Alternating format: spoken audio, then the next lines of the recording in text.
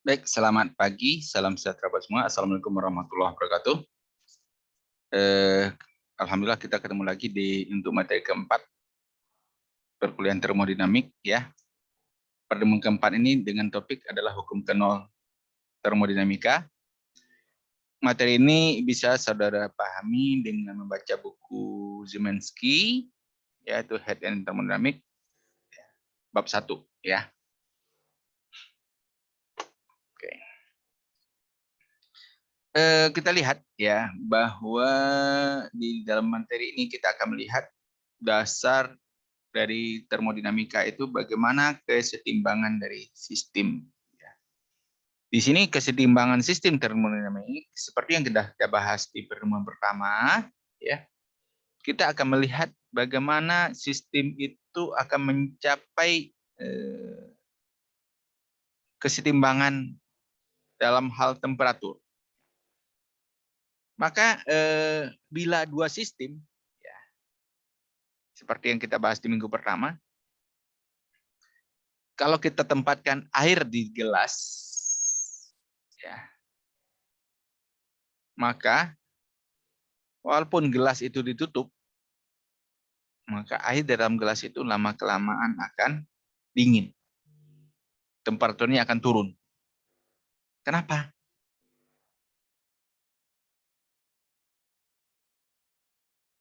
Tapi kalau air di dalam termos yang kita tutup, pagi kita isikan air mendidih dalam keadaan temperaturnya tinggi, panas, terasa panas, ya. Sampai sore, sampai besok kita buka tutup termos tadi, kita akan masih merasakan temperaturnya masih panas. Kenapa juga demikian? Dan kita bahas ya bahwa di minggu pertama dinding pembatas sistem dengan lingkungan bila dia bersifat diatermal yang bisa mengantarkan panas, maka jika temperatur di dalam sistem pada sistem lebih tinggi dari lingkungan, maka panas akan mengalir dari sistem ke lingkungan. Bila temperatur di lingkungan di sistem lebih rendah pada lingkungan, maka panas akan mengalir dari lingkungan ke sistem. Kalau dia dindingnya dia termal. Tapi kalau dindingnya adiabatik, maka tidak terjadi perbedaan panas di situ. Itu sudah kita bahas di minggu pertama. Sekarang kita lihat. Bila sistem A dan sistem B, ya, yang gambar pertama. Kita perhatikan gambar pertama di sini ya. Ini. Coba perhatikan ini. Bila sistem A dan sistem B, ya, dengan keadaan variabel-variabelnya X dan Y untuk sistem A, X aksen dan Y aksen untuk sistem B. Bila kedua sistem ini dibatasi oleh dinding atau pembatas adiabatik, maka X dan Y di sistem A tidak akan pernah sama nilainya dengan X aksen dan Y aksen di sistem B. Tapi bila dibatasi oleh dinding diatermal yang sistem kedua ya sini ya. Maka nilai X dan Y di variabel A dalam waktu beberapa saat setelah ini dilakukan kontak termodinamik akan mempunyai nilai yang sama dengan X aksen dan Y aksen di variabel B di sistem B. Ya, X sama dengan X aksen, Y sama dengan Y aksen. Maka di saat nilai ini sama, di situ terjadi keseimbangan termodinamik. Misalnya, temperatur A lebih tinggi daripada B. Maka bila A dan B dihubungkan dengan dinding diatermal, temperatur A akan turun, temperatur B akan naik. Ya. Kalor akan mengalir dari temperatur A ke temperatur B. Sampai kapan? Sampai nilai kalornya sama, temperaturnya sama. Saat temperaturnya sama, ya, tidak terjadi lagi aliran kalor di situ. Ya. Oke. Maka di dalam hukum ke-0 termodinamik, ya, oke, bila sistem A dan sistem B kita lihat di gambar pertama ya, gambar pertama. Bila sistem A dan sistem B kita hubungkan dengan dinding adiabatik, berarti A dan B tidak akan pernah berkontak langsung.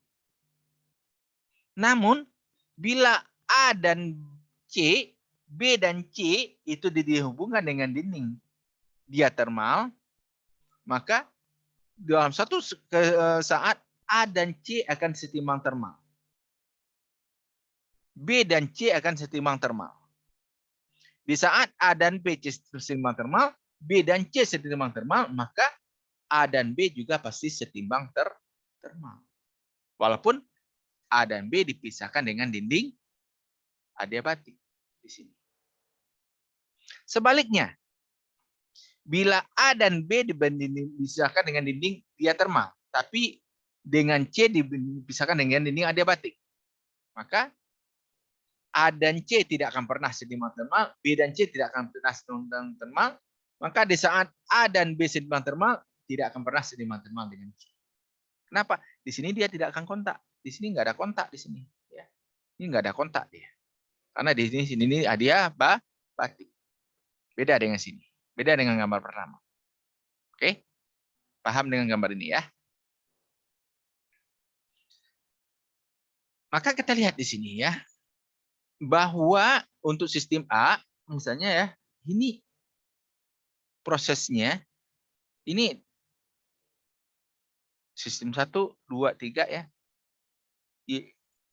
Temperaturnya X1, Y1, X2, Y2, X3, Y3 di sistem 1. Ini pada suatu saat dia akan setimbang termal dengan sistem 2, akan setimbang termal dengan sistem 3. Maka di saat tentu juga 2 dan 3, walaupun dia terpisah dengan dinding adiabatik, dia juga akan setimbang termal. Beda dengan sistem B. Ya. Dia tidak akan pernah setimbang termal. Ini ya. Maka kesetimbangan itulah yang digunakan dalam prinsip termometer. Ya.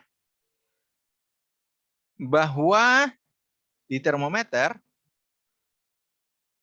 kalau kita gunakan termometer pakai seperti ini ya, yang dihubungkan dengan layarnya ini, kemudian ini adalah apa namanya? Ini adalah sensornya di sini. Maka yang sentimen termal adalah A dengan sensor C. Maka C sentimen termal dengan alat. Maka alat 22,5 Celcius itu ada tak lain adalah nilai temperatur dari zat A. Walaupun di sini ini enggak langsung. Ya, di sini yang sentimen termal adalah A dengan termometer C. C dengan alat. Ya. Maka secara langsung adalah alat dengan A dia setimbang termal. Oke. Ini termometer ya. Maka kalau A dan B yang temperaturnya sama-sama 22,5 kita hubungkan, maka di sini dia tidak akan terjadi perpindahan kalor. Kenapa? Karena temperaturnya sama-sama 22,5. Tidak ada yang kelebihan kalor di sini sistemnya. Maka kata Fowler, dua sistem berada dalam keadaan seimbang termal dengan sistem ketiga berarti dalam keadaan seimbang termal satu sama lainnya.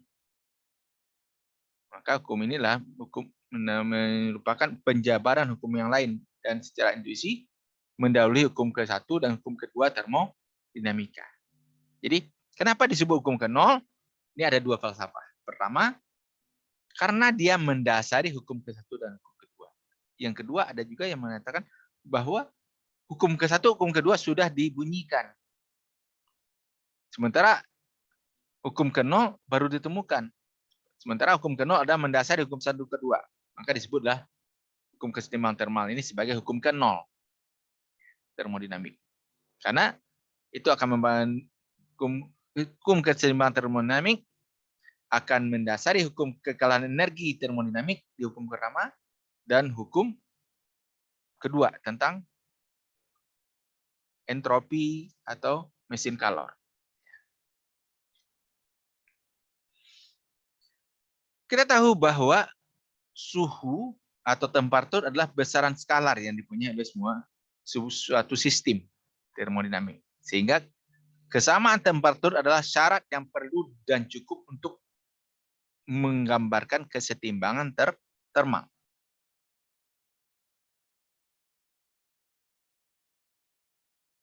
Maka zat-zat yang berubah sifatnya karena suhu, ya, jadi dia akan berubah sifat karena temperaturnya dinaikkan atau diturunkan, maka disebut dengan zat termodinamik.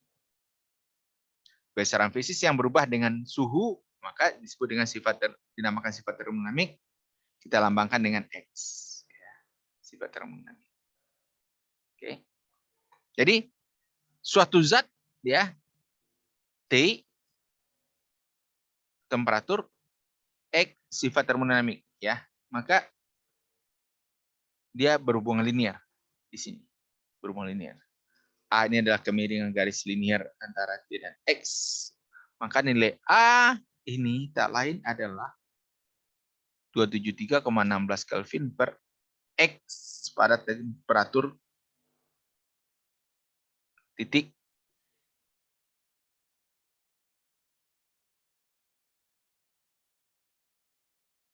kritis.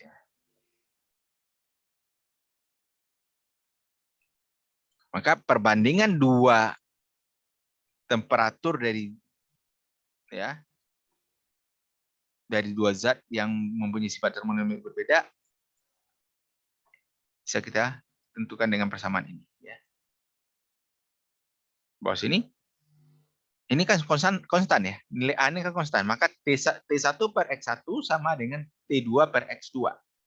Atau T2 dibanding T1 sama dengan S2 banding X1.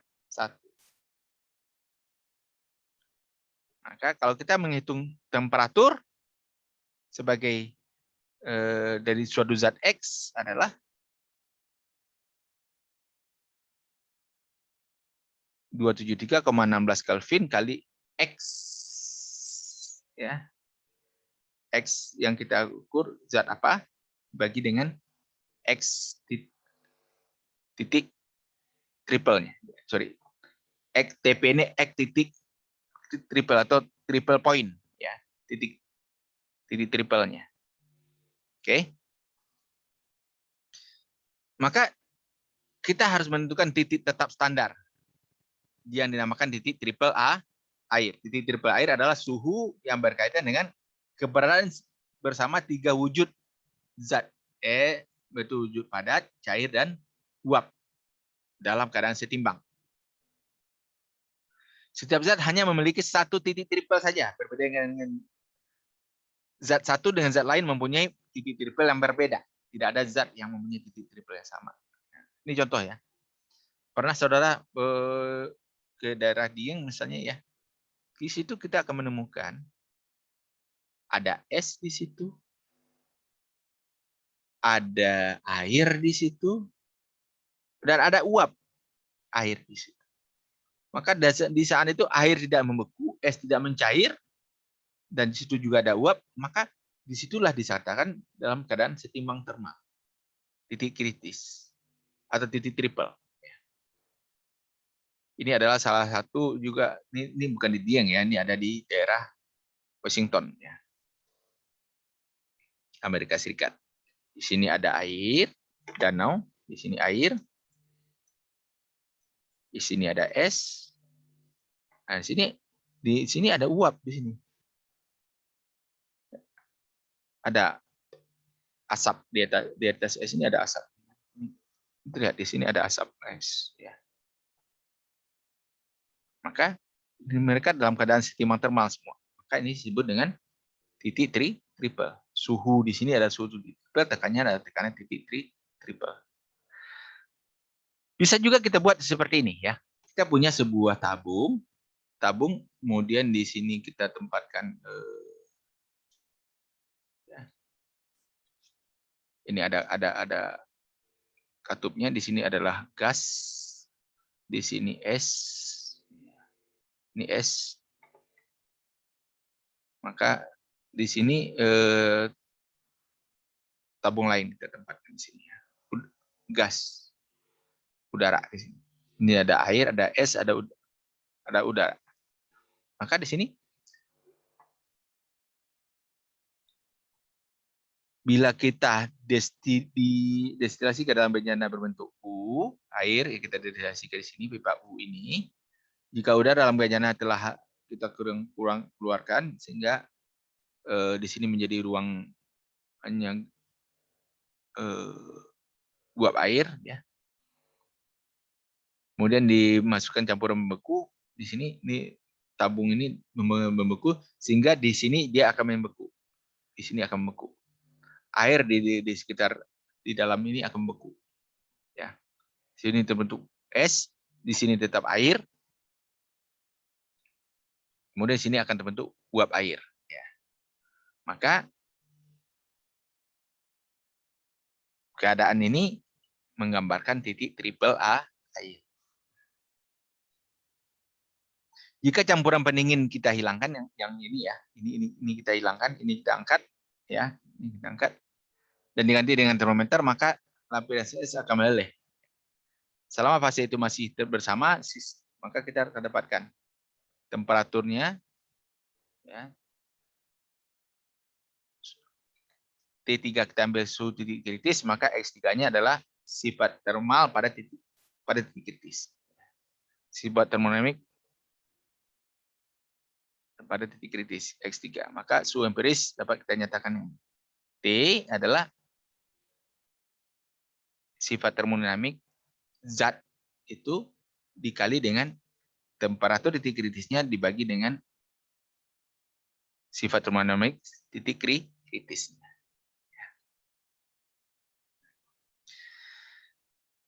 Kita ya di termodinamik, maka skala suhu yang kita pakai adalah Kelvin. Kenapa di kalor kita pakai MC delta T?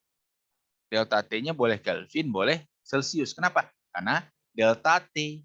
Ya. Karena selisih suhu antara Kelvin dengan Celsius sama. Ya. Delta T-nya sama. Tapi kalau saudara bicara tentang T, suhu, maka kita harus pakai Kelvin. KT, T-nya suhu, maka harus Kelvin, tidak boleh Celsius. Ya. Kalau delta boleh, karena selisihnya sama. Di sini sebelum 1954, titik tetap sebagai patokan skala termometer adalah titik es dan uap air. Ya. Titik es di mana di situ es dan air dalam keadaan setimbang termal. Es dan air dalam setimbang termal kita sebut dengan 0 Celsius. Pada tekanan 1 atmosfer ya. Diambil pada tekanan 1 atmosfer. Beda. Lihat di materi 3 tadi. Kalau tekanannya dia naikkan, maka titik S-nya akan naik. Titik didihnya akan naik. Kalau tekanan kita turunkan, titik didihnya akan turun, titik S-nya juga akan turun. Jadi kalau tekanan 1 atmosfer, maka sebelum 54 itu disebut dengan skala 0. Dan campuran uap dan air pada keseimbangan termal pada tekanan 1 atmosfer itu diambil sebagai titik 100 skala Celsius. Maka dari 0 sampai 100 tadi dibagi 100 skala. Sama besar. Ya. Itulah dasar pembuatan termometer sebelum 1954. Setelah 54, ya, skala Celsius didefinisikan dengan satu titik tetap, yaitu titik triple air. Tidak lagi menggunakan campuran uap, air, dan gas untuk skala titik atasnya, campuran uap, air, dan air yang atau pada titik sama mendidih ya, dan campuran air dan es pada 0. Itu sebelum 54. Setelah 54 kita gunakan titik kritis. Di mana titik kritis air adalah 0,01 Celsius. Titik kritis atau titik triple uap adalah 100 Celsius.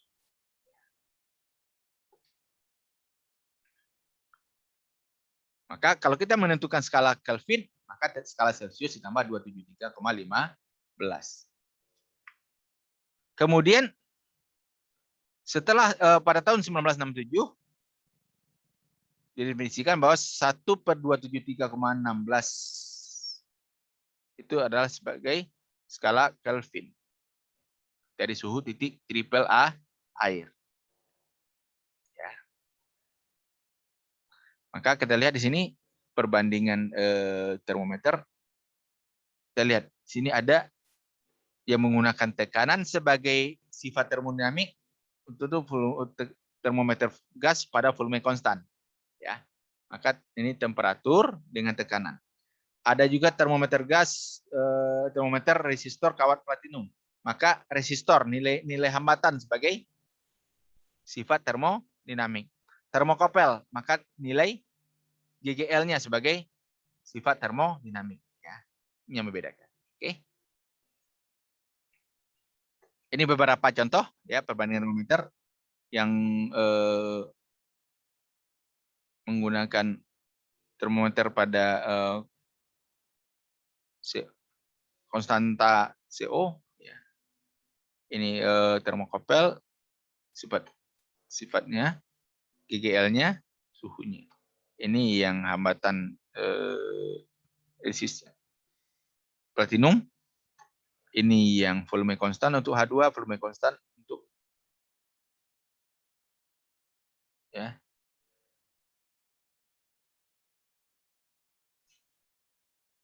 Oke.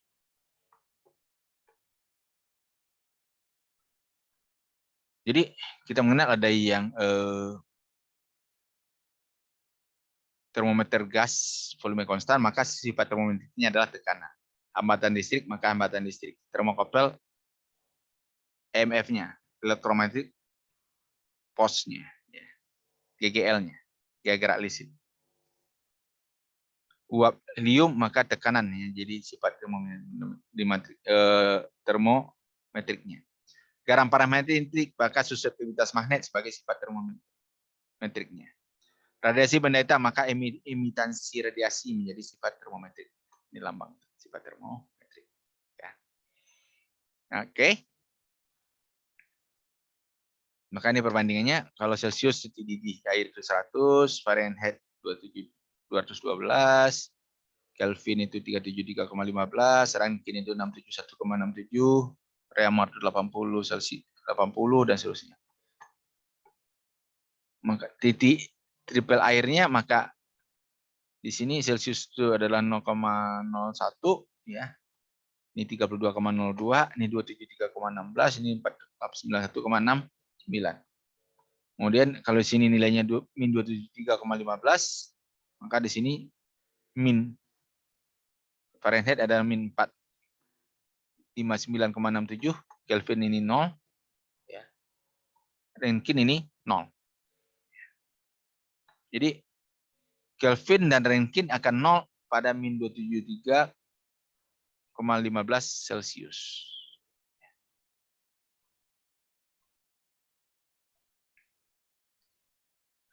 Jadi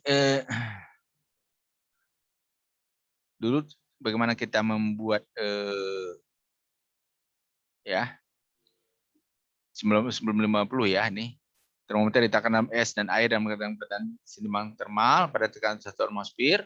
Tinggi kolom air rasa akan menyesuaikan dengan keadaan air dan es. Artinya jika mula-mula termometer lebih panas dari es, maka setelah diletakkan dalam air dan es, panjang kolom air rasa akan berkurang sehingga setimbang dia. Setelah simbang kita tandai sebagai titik 0. Kemudian termometer diletakkan dalam air mendidih, di mana di situ setimbang antara air dan uap air pada 1 atmosfer. Setelah setimbang, situ ditandai sebagai titik 100. Kemudian dibagi dari 0 sampai 100 itu dengan skala yang sama.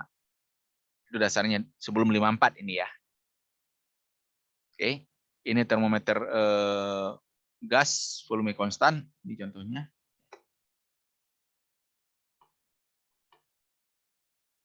Oke.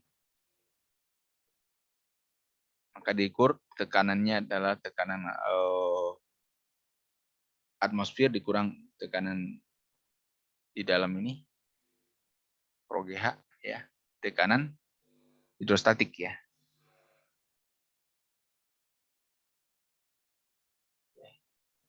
Maka kita lihat di sini. Pengukuran suhu berbagai macam termometer gas pada berbagai tekanan titik triple kita ambil untuk N2, H2 dan helium. Kita ukur suhunya pada tekanan 120 kilopascal. Dapatlah helium di ini, hidrogen, nitrogen. Kita turunkan tekanannya ke 100. Kita turunkan lagi ke 80, dapat lagi. Kita turunkan lagi ke 60. Ya, turun lagi ke 40. Helium dia agak mungkin kita turunkan makin naik, dia H2 makin turun. Tapi H2 N2 makin terlihat lebih curam. Maka ternyata pada 0 kilopascal dia akan menunjuk pada nilai yang sama, 373,125 Kelvin. Maka termometer gas pada volume konstan bisa kita hitung di sini.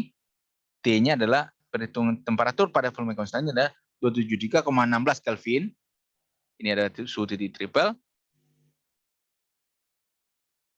Maka di sini perbandingannya tekanan gasan itu dibandingkan dengan tekanan titik triple-nya. Ya. Ini mirip-mirip juga ya pengukuran suhu berbagai macam termometer pada berbagai tekanan titik triple. Ya. Ini helium, hidrogen, dan nitrogen. Ternyata ini kalau tekanan titik triple-nya kita turunkan, maka kalau tekanan titik triple-nya mencapai 0, maka dia dapat dinilai 160 Kelvin. Ini contoh lain lagi, ya. Ini perbandingan P uap dengan P titik triple-nya. Ini P titik triple. Ya. Hasil pengukuran antara nisbah tekanan uap dengan tekanan titik triple berbagai termometer gas dapat digambarkan sebagai grafik ini. Oke. Ini tekanannya kita turunkan lihat perbandingan P uap dengan P titik triple-nya. Ya. Oke. Dapat ada sekitar di sini 1,3660. Dia menuju ke satu titik. Kalau O2 di sini pada titik PTP-nya segini berapa di sini? Ini kan tidak mungkin ada ya, karena PTP tidak mungkin 0 ya. PTP kan tidak mungkin 0. Kalau 0 kan jadi tak enggak. Tapi ini kenapa kok bisa dapat sini? Karena ini garisnya kita ya paling percobaannya sampai sini ya. Karena tapi karena di sini nilainya mengerucut, terlihat mengerucut, maka diteruskan. Ya. Maka limit PTP mendekati 0, limit PTP mendekati 0, tapi tidak pernah 0 ya. Maka dapatlah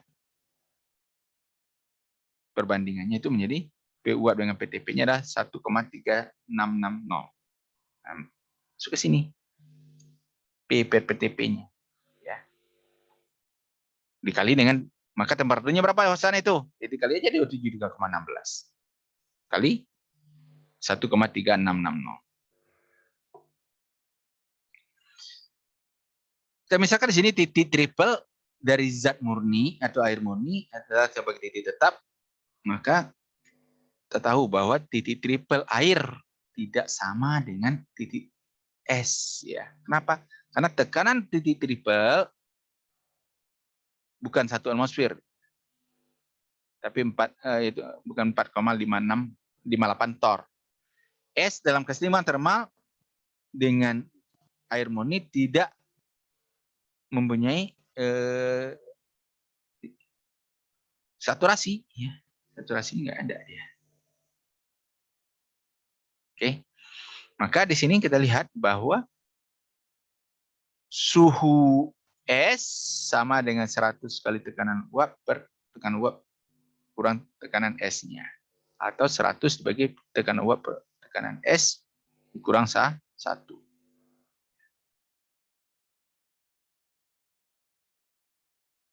Di sini kita lihat bahwa temperatur uap dikurang temperatur S sama dengan 100 derajat. Maka dapat di sini bahwa temperatur uap dibagi temperatur S sama dengan tekanan uap dibagi dengan tekanan S pada volume konstan. Ya, dari grafik tekanan uap per tekanan titik triple terhadap tekanan titik triple, maka kita lihat di sini bahwa tekanan uap per tekanan titik triple pada temperatur rendah titik triple di sekitar 1,3660 tadi yang kita lihat di grafik tadi ya. Maka temperatur air pada titik triple lebih besar dari temperatur titik S. Ya. Temperatur titik S 273,15 Celcius. Temperatur air pada titik triple adalah 273,16 Celcius. Ya. Beda 0,01 Celcius. Oke. Maka kalau kita lihat lagi di sini, bila temperaturnya diturunkan, ya, semua gas di sini akan berada pada menuju titik 273,15. Maka titik 273,15 Celcius atau 0 Kelvin itu kita sebut sebagai nol mutlak. Kenapa nol mutlak? Karena semua gas akan membeku di situ. Ini kan jadi beku di situ. Pada tekanan 0. Ya, pada tekanan 0. Maka semua gas di situ akan membeku. Ini contoh penerapan hukum ke 0 ini apa? Dari pemuaian. Maka kita lihat bahwa jembatan itu harus dibikin sambungan. Saudara lihat di jalan tol dari Cawang ke Priuk, itu kan jembatan semua ya. Itu lebih kurang setiap 20 meter ada sambungan jembatan. Setiap 20 meter ada sambungan jembatan. Umumnya di tiap tiang itu ada sambungan jembatan. Itu ada besi di situ. Walaupun besi itu nanti ditutup lagi pakai aspal di atasnya. Tapi dibuat di situ kan ada apa namanya, balok ya. Supaya tidak terjadi pelengkungan, maka dibikin sambungan di situ. Atau kita lihat ya, sering mengalami retak pada keramik, pecah. Kenapa? Dia memuai dia. Maka biasanya keramik-keramik itu orang masangnya di setelah beberapa keramik itu dikosongkan, ya. Atau sekarang sudah tidak dikosongkan lagi. Kenapa? Sudah didapatkan pengisi keramik. Keramik itu kan di antar keramik itu dibikin jarak ya. Kemudian diisi dengan cairan lain dengan yang nilai pemuaiannya lebih rendah, atau dia bisa didorong waktu pemuaian. Oke, ini tugas ya. Tugas 2 tempoh hari belum ada ya. Tugas 1 udah. Tugas 3 minggu lalu udah. Tugas 2 ini ambil dari buku Laskambe ya. Bab 1 sampai 13. Tugas keempat ini ambil dari buku Zemensky, bab 1 nomor 1 sampai 9 ya. Tugas 3 minggu lalu udah dibuat dari contoh soal yang saudara kerjakan minggu lalu, jadi udah ada tugas 3 ya. Oke, makasih untuk materi hari ini ya. Ini materi kita hari ini.